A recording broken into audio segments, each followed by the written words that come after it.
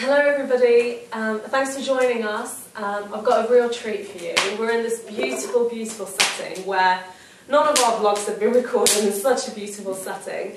InspirEngage International has been here at Peace Child headquarters to create, from partners all across the EU, to create a new job booster programme that's going to be supporting young people with going into enterprise and helping them into employment. So that's what we've been doing, and today is the final day. But the real beauty of being at Peace Child HQ has been learning about what Peace Child actually does, and it's been one of the highlights of my year. It really, truly has. I'm so passionate about the youth sector, and myself and our young ambassador Sandeep have been here, and it's been an incredible experience. So what I thought we'll do is share some of the Peace Child kind of feeling and the story of what they've been able to achieve with you. So I have three magnificent people here, and I'm going to ask them a couple of questions. So firstly, I just want you just to introduce yourself and to say what your role within Peace Child is. My name is Erwin Harbottle, and I have the amazing privilege of being a co-founder with my late husband, Michael, who was a soldier who's changed because he served in the UN peacekeeping force in Cyprus. And it was we, together, who had the idea that a youth musical could do something to change the attitude of people towards disarmament. And I'm David Woolcombe, and I'm the president of Peace Child International and also a founder of the organisation. And I'm Rosie Simmons, and I have to say that I have to acknowledge that David actually is my husband, and that Erwin actually is my mother, and I always do what my mother says. So it's a real family-run business. So what I've got is a few questions to you. The first question is, perhaps to David, to tell us, for people who aren't familiar with what Peace Child does, and I don't understand why anyone wouldn't be familiar with what Peace Child does, what is Peace Child all about? Well, the mission of Peace Child is, and always has been, empowering young people. And that basically means that, you know, people under the age of 25 can really get a whole lot done. And the name Peace Child comes from this story discovered by a missionary in Papua New Guinea, where he discovered that after there had been battles between tribes of headhunters, and they made a peace, they'd exchange a baby.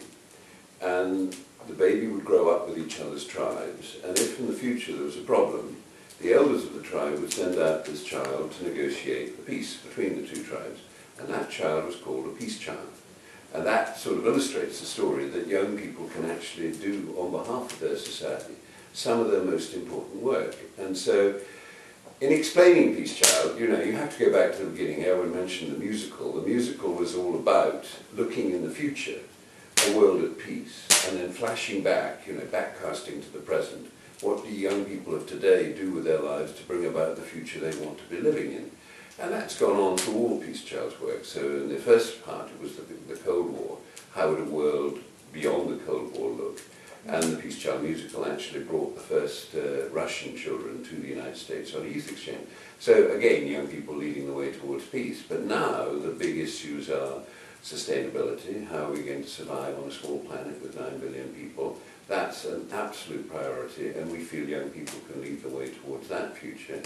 But equally, you know, what are we going to do when, you know, there's not enough work for young people? So what we've been doing this weekend is a huge priority for Peace Child, because young people need to stand up and say to governments, you know, you've got to do more to find us useful, decent work to do. And so always we are led by the young people who we serve, and that's really the ethos of the organisation. Fantastic, thank you so much. So you do lots of things. Peace Child does so much and has been around for such a long time. So you do lots of bringing young people together from all around the world, exchanging, having all these incredible youth congress meetings, and it's just fantastic. And you do obviously the shows and how to get across messages in a very creative way. So, Mrs. Harbottle, tell us just a little bit about how the Peace Child story began. Because it's a wonderful story that you were sharing the other evening, and that's what really sparked me to do this and share this with people. Well, the last week in October is Disarmament Week for the United Nations. And my husband and I were running the World Disarmament Campaign in 1980. And we were asked to do something for Disarmament Week. And we knew that the Campaign for Nuclear Disarmament, CND, would have a big demonstration in London, and we would go on it, and I made a banner with World Disarmament Campaign. But who wants 2 demos in the same week, in the same city, on the same subject? What could we do that was a little bit more sort of progressive than just having a demo against something? And so we had read this incredible book, How Children Brought Peace to the World, written by a British man, and it was absolutely riveting. And we had seen and heard in Coventry Cathedral a wonderful modern oratorio called Alpha Omega by David Gordon, Cat Stevens' brother, and that was riveting, absolutely riveting. And Michael, my husband, said, "You know that story about the children?" And I said, "Yes." And he said, "You know, that would make a wonderful musical, wouldn't it, for disarmament?" And I said, "Gosh, yes, but look, we've got the music from Alpha Omega, they belong to each other. Let's put them together." And so we invited the 2 men to supper in London in our flat, and they thought it was a good idea. And then, of course, it began to grow. So Rosie and David came in on this too. And we went to our 2 lords, Lord Noel Baker and Lord Brockway, to say, "We've got the idea for Disarmament Week." "Oh yes," they said. "What?" "It'd be a children's musical." "Oh, what?" they said. "A musical? Children? What do children know about disarmament?" I said, "They know much more than they think they know." And they said, "Well, we've got no money. I mean, where's the money coming from?" And so it happened that Bernard Benson, who had written the book, was a Buddhist, and he got an open-ended loan from a Buddhist foundation, and we had the money. So we went back to our 2 lords and we said, "Look, we've got the money. Now, will you give it your blessing? Will you?" "Oh," they said, it was absolutely terrible, you know. But they said, well, they weren't going to lose the money anyway because it wasn't there. So, "Oh, all right," you know. And this is how it started. And so we had a miracle that we got the money. And then we had a miracle that where we were going to do this show. And someone said, "Well, the Albert Hall, of course, which holds 5,000 people. Ring up the Albert Hall," they say to me. So I pick up the telephone and I say, "Would you, by chance, have a spare evening in the end of Disarmament Week?" "My madam," they said, "don't you know you have to book the Albert Hall 3 years in advance?" And I said, "I'm sorry, I've lived in Cyprus all my life. I don't know about booking the Albert Hall." And we couldn't have it. And I went back to the group and I said, "Hey, you've got to come barge in and say you want the Albert Hall. You've got 3 years to tell them." And suddenly, where are we going to do it? The Albert Hall. I said, "I'm not talking to that snooty guy anymore. You can jolly well do it." To David Gordon. He picks up the phone. The last night of that week, there had been a cancellation, and we had it. And it was an absolute miracle. So that was a second miracle. We had the money, we had the venue, and then it was all over to David and Rosie to put it together, because we hadn't got the skill to put a thing together, nor the experience. And that has been the story of Peace Child for me. Each time something new has happened, something daring, and it's come good. And so what's happening now in this event right now is just fantastic for me to see you all, what you're doing. It's fantastic. I think that's such an inspiring story. And I think that, you know, when young people are going to be watching this and thinking about starting their journey, it's just the fact that they should persevere in that, and that, you know, things will kind of fall into place. Thank you so much for sharing that. So Rosie has got the most wonderful spirit, and it's been such a pleasure. I've been sitting in the kitchen and having late night chats with her, and she just is such a wonderful, inspiring woman for me, really and truly. And so tell us, Rosie, one of the things that I have found from somebody in the youth sector has been, and this is something that we aspire to be like with InspirEngage, is to allow the organisation to be youth-led or have elements of kind of being youth-led within it. And I think that that's one of the beauties of what Peace Child does so well. And you've had young people leading this kind of 5 days as well. How have you managed to do that as an organisation? Well, I think it really started in the writing of the show, because when we did the initial production, David wrote a script, and then in the car home the kids said, you know, I wouldn't do it like this, I'd do it like that. And so then he went away and rewrote the kids' ideas, and this has always been a fundamental part, that the young people, it's their ideas, we shape them. So we say it's like co-management, it's younger people working with older people, drawing out the best in younger people. So the musicals were done like that. We've done over 30 books which have been illustrated and written by young people with a little bit of, you know, pushing and shoving. And one of the things, as well as the musicals and the books, all the training programs, the peer-to-peer education programs, and right now we're training up 13-year-olds who can do workshops for 11-year-olds. Because it gives them a tremendous boost. The old thing is that when you actually do something and you jump in something, and a lot of people say, oh, I couldn't do this. But actually once they're in a position, you say, yes, you really can. You can do it. And they usually do. Nearly always they do. That's fantastic. And what struck me as well was that you said it's the incredible responsibility that you put on young people, and it's actually that when you're forced to do something and no one's there to kind of, you do it and you learn, and that's how you grow, isn't it? By pushing yourself out of your comfort zone. So I think that's wonderful. Thank you very much. So, David, if young people are watching this and they're thinking, I really want to set up and do something good, and it might be a youth organisation, it might be a green business, or it might be a social enterprise, what is your advice? What is your top advice to young people who will be watching on InspirEngage YouTube channel? Go for it. You know, don't wait around. Do it today. You know, the job starts with the decision, and once you've made a decision, all the obstacles will come leaping up and grabbing you by the throat and saying, "Oh no, this is impossible." And so then the advice is, don't give up. You know, and to run an organisation for 32 years, which we've been able to do, is all about never giving up, because the temptations to just sort of wash your hands of it and run away are huge. But if a job's worth doing, it's worth carrying on at. And I think the other things are, obviously, surround yourself with the best inspiration and expertise. Don't think you can do it on your own, because, you know, Rosie and I have been very lucky with the team that we've put each other. But also amazing support from Erwin and the other founders and trustees and sponsors, and you know, you need to have that safety net of support. That's huge. But I think also if you're going to start a green business, for God's sake, do your market research. You know, make sure there's a niche in the market that can afford the product or service that you're thinking of creating, because especially in developing countries, we find loads of young people who think, well, I'll make a nice sort of knitted scarf or something and we can sell it to the tourists. And actually they haven't bothered to look whether there are any tourists or if they want to buy scarves.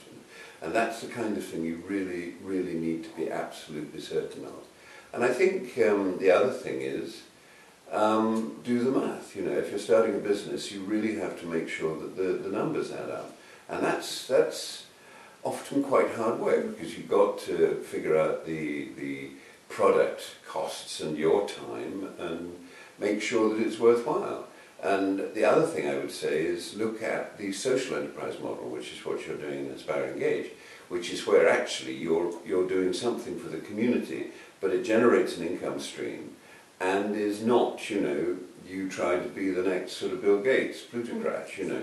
You want to do something that's of service to the community, reinvests in the community, and is good for the wider goals of sustainability and all these things that we sort of espouse in Peace Child. And I think if you catch on to the right thing, it's an act of faith, you know. I mean, Peace Child was an enormous act of faith, and as Erwin said, you earn your miracles that way. And the fact that we're still around today, still operating, is the best proof that God exists that you could ever want, because it has been a miracle. And also, I would add that we didn't actually intend to do it. I'd just like to point that out, that sometimes it's not just a burning thing. If somebody, we moved about 27 times with 2 children across America, and if somebody had asked me, did I want to do this, I'd have said no. I mean, I wouldn't have done it, but because it sort of crept up on you. You know, we went to America, people said, oh, you should do it in the Kennedy Centre. I thought, why? So we took £1,000, and we thought, well, we spent our £1,000, we'll go home. And then somebody was able to put down a deposit on the Kennedy Centre and lent us some money to do that. And then it sort of, and then we sort of went to New York, and then it just grew one step at a time. So sometimes it's not just the big decisions. Sometimes it's the things that creep up on you and allowing yourself to go with the flow.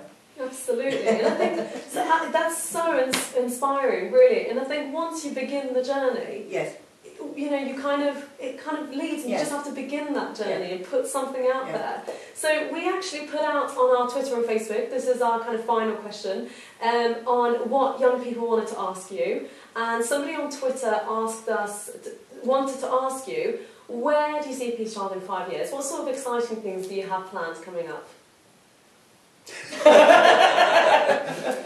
I'll answer that question, because I generally have the big silly ideas, and sometimes they come off. But I think the next World Youth Congress in South Asia is a really important moment, because the young people of South Asia, India, Pakistan, Sri Lanka, Afghanistan, Nepal, Bangladesh, they want to show the world that they are a unitary area. They could become the next sort of European Union, the South Asian Union, and they want to present that to themselves, to the young people of the world, by co-hosting the next World Youth Congress, the 7th in the series. So that's a very exciting prospect.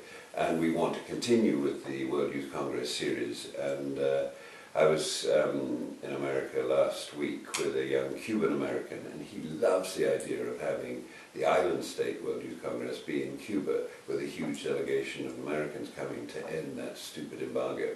And that's another kind of way that we can build peace through the Congress series, because peace is fundamental to all of our futures, and that's got to be at the heart of it. But then what I'd really love to see is these youth-led job creation, youth-led business schools, what some people call the Barefoot Business School, run by local and international volunteers. And we did one in Kisumu for a couple of years. And I'd like to see those on offer to young people everywhere, so that this peer-to-peer training that we talked about earlier can focus directly on what almost every young person wants most, which is a job. And I'd like to see that network grow and offer opportunities to young people like those in the InspirEngage network to travel overseas and help other young people at great disadvantage. Say, yes, you can do it, you can get a job, you can create good work for yourselves. And that network, I think, is very important. But fundamentally, this whole issue of the transition from the brown fossil fuel economy, which has built this civilization we all enjoy, to the green sustainable economy, that has to be at the heart of every young person's education. And right now, as we discussed this weekend, it's still not, almost anywhere. And so getting that message of sustainability and the excitement of living in a sustainable world communicated to every kid growing up, that will remain, I think, Peace Child's major activity. What about you, Richard? Yeah, and well, at a global level to a local level. You don't have to go abroad. You can do something right in your community, do something for yourself, wherever you are. And really, it's bringing people together. And, you know, just as we have this weekend, from different countries, different communities, different backgrounds, different faiths, and discussing how we can best develop. And more musicals, more movies, Peace Child. What else, Ellen? Never forget the arts, that music and eating and cooking and dancing and having fun. Don't be serious all the time, just have celebrations. And that's what's so intoxicating about the whole history of Peace Child, that has been celebrating. And there have been awful despair at times when things nearly sort of broke apart, but they didn't.